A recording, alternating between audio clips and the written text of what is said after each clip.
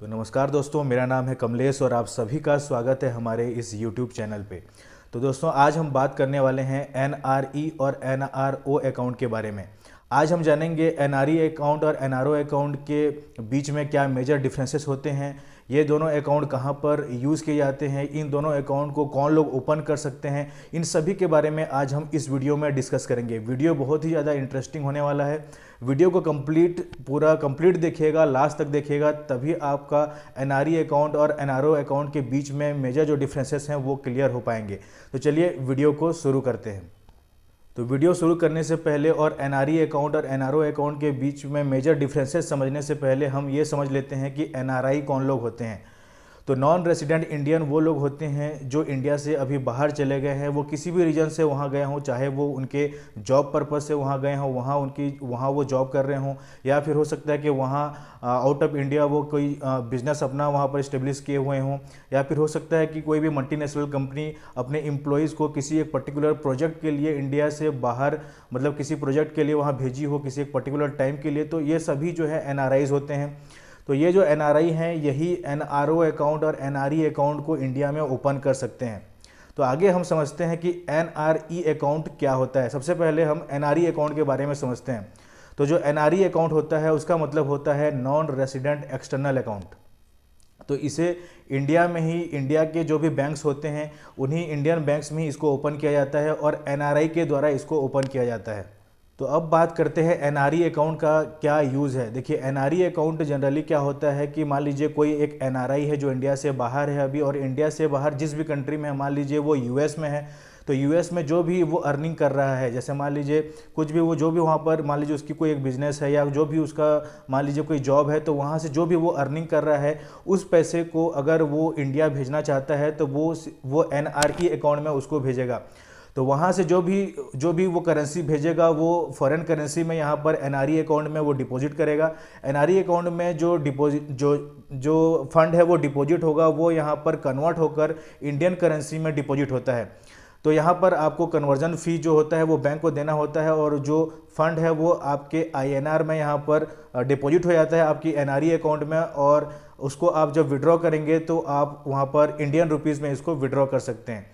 मतलब कि इंडिया में रहने वाले, मान लीजिए आपकी कोई फैमिली है, जो फैमिली मेंबर्स कुछ अगर आपके इंडिया में रह रहे हैं और आपकी अर्निंग अगर बाहर से है, तो आप NRE अकाउंट में डिपॉजिट कर सकते हैं और उस पैसे को यहाँ इंडिया में रहने वाली जो आपकी फैमिली है, उस इंडिया में रहने वाली फैमिली उस पैसे को यहाँ पर यूज़ कर सकती है। अब अगर NRE अकाउंट में टैक्स की बात करें तो NRE अकाउंट में जो भी पैसे आप इसमें डिपॉजिट करते हैं और उन पैसे डिपॉजिट किए हुए पैसे पे जो भी आप इंटरेस्ट अर्न कर रहे हैं इस अकाउंट में, इसमें किसी प्रकार का कोई टैक्स यहाँ पर नहीं लगता है।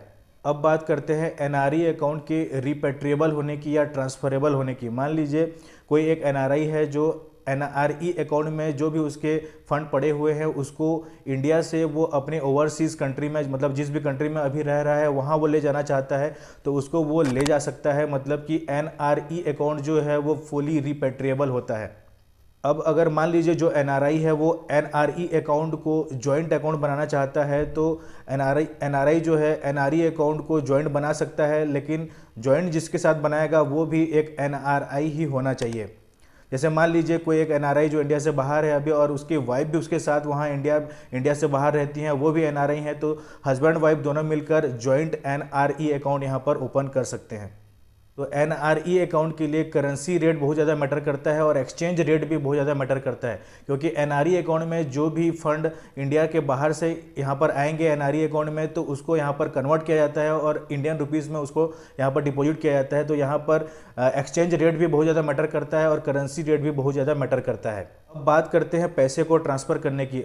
तो कोई भी NRI जिसका NRE अकाउंट है वो अपने NRE अकाउंट से NRO अकाउंट में पैसे ट्रांसफ़र कर सकता है, या फिर वो अपने NRE अकाउंट से दूसरे NRE अकाउंट में भी पैसे को ट्रांसफ़र कर सकता है। तो ये था कंप्लीट कुछ डिटेल जो है NRE अकाउंट के बारे में। आगे हम डिस्कस करते हैं अब NRO अकाउंट के बारे में। तो NRO अकाउंट का मतलब होता है नॉन रेसिडेंट ऑर्डिनरी अकाउंट।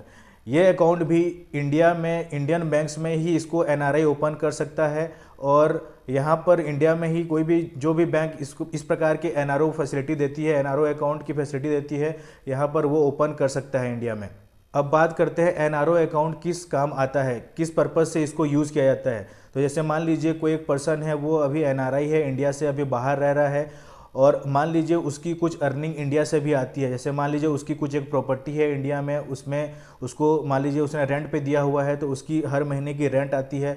हो सकता है कि उसकी मान लीजिए वो उसकी पेंशन आती होगी यहाँ पर इंडिया में। हो सकता है कुछ जो डिपॉजिट्स हैं इंडिया में उसकी इंटरेस्ट उसको आती होगी।